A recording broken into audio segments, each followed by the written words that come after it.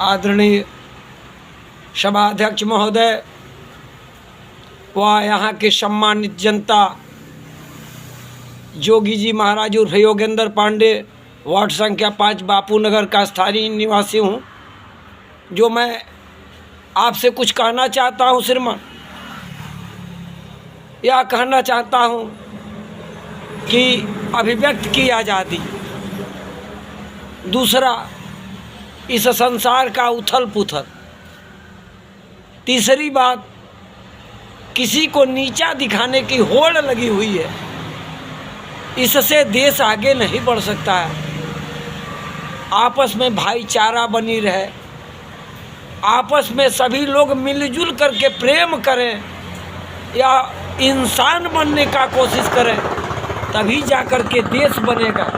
और जब देश बनेगा तो नेक बनेगा, और नेक बनाने का जिम्मेदारी हर एक जनता की है, हर एक व्यक्ति की है।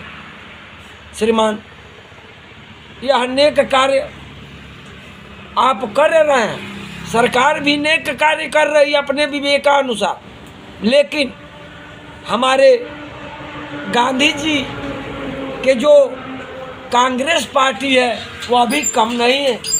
श्रीमान, हमारे मनमोहन सिंह जी प्रधानमंत्री थे, उन्होंने इस देश के विकास के लिए कोई कोर कसर नहीं छोड़ा श्रीमान।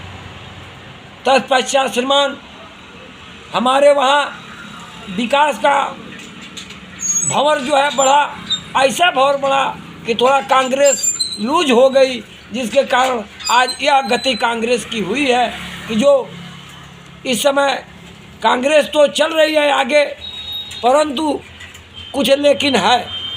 कांग्रेस कार्यकर्ता मैं जोगी राज महाराज उर्फ योगेंद्र पांडे बोल रहा हूँ। मैं दुखी इस बात से कि हमारे इस नेहरू के देश में, इंदिरा के देश में, राजीव गांधी के प्राणों की विभूतियाँ जो इस देश में चली गई हो, उस देश की जनता क्या सोचती है? उसके बच्चे को पप्पू कहते हुए क्या शर्म नहीं आती है? उस बेवा को क्या भाभी कहते हुए शर्म नहीं आती है? वो माँ समान है। या भारत की संस्कृति रही है कि स्त्री को माँ का दर्जा दिया जाता है, लेकिन हमारे यही भारतीय जनता पार्टी के मनोज तिवारी जी भाभी का दर्जा दिए। हमको बड़ा कष्ट हुआ। धन्यवाद। इसके लिए मुझे फांसी पर चढ़ा दीजिएगा। धन्यवाद।